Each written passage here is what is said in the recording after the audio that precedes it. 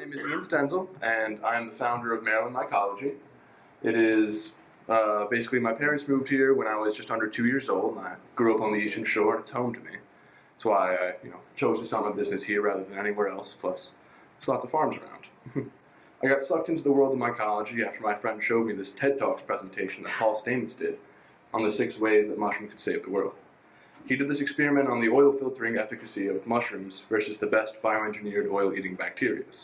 And not to get too into it, but the mushrooms won by a long shot.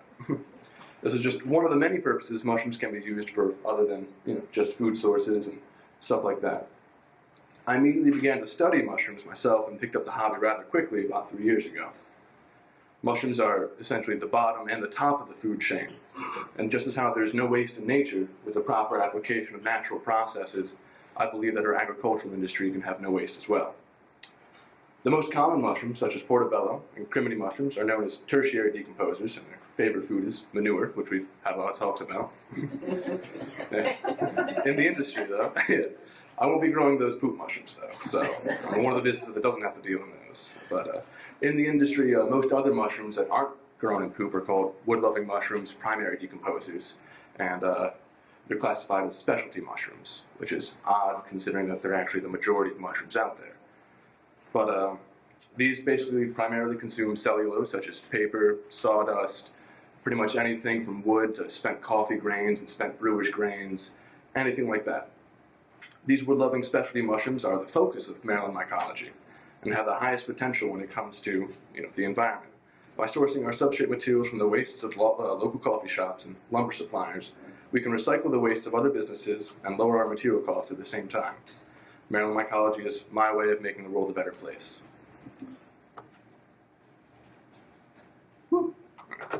Before I went all gung-ho about mycology as a business that could actually pay my rent, I did a little bit of industry research. And before I get into these numbers up there, we should talk about the total domestic mushroom industry. The domestic fresh market mushroom production industry is worth over $1 billion currently. 10 years ago, it was only worth about $700 million. And a few years before that, it was only worth about $500 million. So the entire industry is growing just as a total domestic product. The amazing thing is that there are actually less than 300 registered farms right now that produce this domestic product. If you break that down, it's a little over $3 million of net sales per farm, which is wonderful.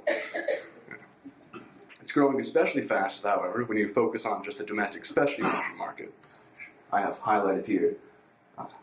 Basically, it includes shiitake mushrooms, oyster mushrooms, and more exotic ones such as truffles and morels.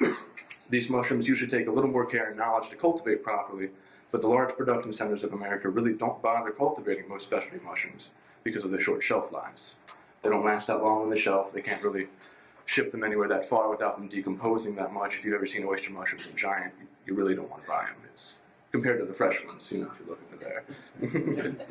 But instead, what usually happens is actually they import them from China, which, as you can see, China actually produces about 70% of the world's mushrooms in total. They actually, to make them last that epic journey across America, to America, they actually end up coating them in, various preservatives, or freeze them, or can them, or dry them to get them to last there. And of course, there's also the astronomical shipping costs. But as mushroom cultivation has become more prevalent and more widespread, people are starting to realize more and more that there really is just no reason at all to import these mushrooms. We can locally produce specialty mushrooms at a cheaper cost than shipping them from China, more naturally with no preservatives, and get them to the market in a healthier and higher quality condition than China. And this market is growing at approximately $4 million every year, specifically the domestic specialty market. The actual total is much larger than that. But Maryland mycology, sorry, this is my first time actually officially presenting, so. But Maryland Mycology is the only business on the Eastern Shore that focuses on specialty mushrooms, and as the only mushroom farm in Maryland with a major objective in sustainability, sourcing the wastes of furniture makers, coffee and beer brewers, and loggers to reduce theirs and our environmental impact, while at the same time lowering our production costs. So there's a growing, large, and largely untapped specialty mushroom market. All one needs to do is build it, and they will come, right? Our market plan is a little more involved than that, though. Don't worry. But initially, while our production amounts are low and our costs are low and everything, we will snag some early long-term wholesale contracts by selling our mushrooms pre-packaged and pre-labeled to CSAs around the Eastern Shore, which would effectively spread our entire market without us actually ever having to leave our hometown. Besides that, we'll also enter into local farmers markets, which we're actually already selling at. We currently produce just under 50 pounds a month, very small. But from there, we will secure a contract with local restaurants and pizza places, which I've already talked to, and they all absolutely love the idea of actual local mushrooms that aren't canned or dried or are half rotted by the time we get to the shelves here in Maryland from Pennsylvania.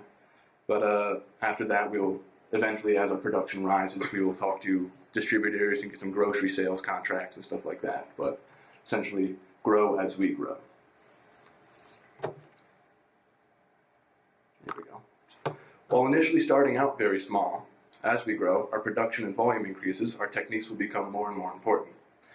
In the years I've been cultivating mushrooms, I've played around with a lot of different techniques, and I found that synthetic log cultivation, with a few of my own innovations, is far more efficient than the techniques employed by most small mushroom farms. Most small mushroom farms produce in spawn bags, which are those guys right there that you see.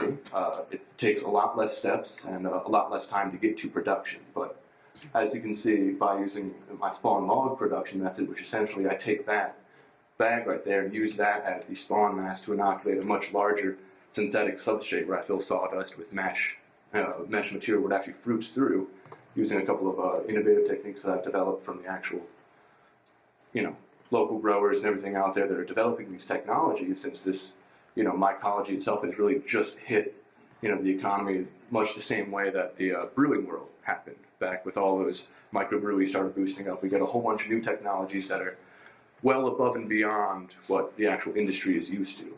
And as you can see, even with the new technologies that are out there, with my techniques, it's significantly less and significantly much more efficient financially. Ooh. Oh, crap. How do you go back? Speaking of 30 seconds. Oops. Oop. Not that way. There we go. But as our business grows, essentially, let me start a little bit before that.